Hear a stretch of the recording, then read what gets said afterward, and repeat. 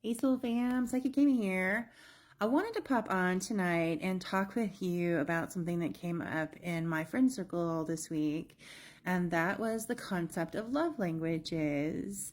So there's a lovely book out there, I believe it's called The Five Love Languages, and it basically says that in essence, we all receive or feel loved in five different ways. Like this, there's basically five ways that people can receive or feel loved. The first way is physical touch.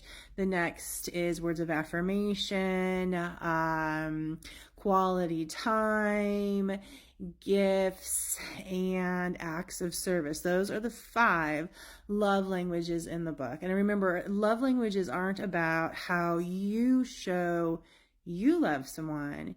It's about how someone shows you they love you.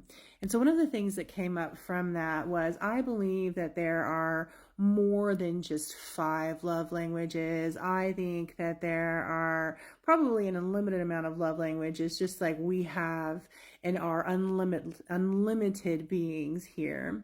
But two of the ones that struck me very recently that I think are probably some of my love languages, because I do think that we want to be loved in many ways. It doesn't have to be just one.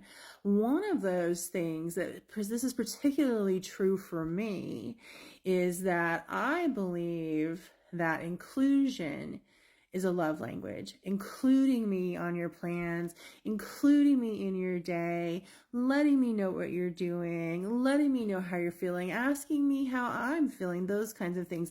Inclusion is certainly a love language. And I've recently realized that the reason that that is a love language for me is because I was very much an ignored child. I was told to go to my room and read a book. And I did. I've read a lot of books, but I was not included in my parents' life. I wasn't included in things like that. In fact, it was rather the opposite. And so for me, one of the ways that I feel loved is by being included. Another way that I feel loved, one of my love languages, is curiosity. If someone is curious about me, it makes me feel loved. If somebody genuinely wants to know how I'm doing, who I am, what I'm thinking, what I'm going through, it genuinely makes me feel loved. And I've realized that the reason that curiosity is a love language for me is because as a child, not only was I not included, but I was very much largely unseen. Nobody was asking me how I was.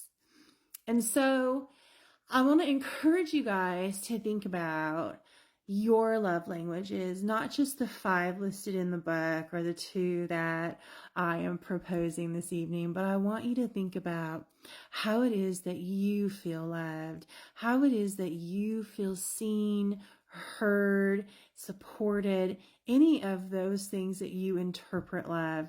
And then I furthermore want to encourage you to take those thoughts and talk to those in your life that you love and you know that love you, and encourage them to love you in other ways too. So let me know what you think about this talk in the comments. I look forward to hearing from you, and I'd love to know, what do you think your, or at least one of your love languages is?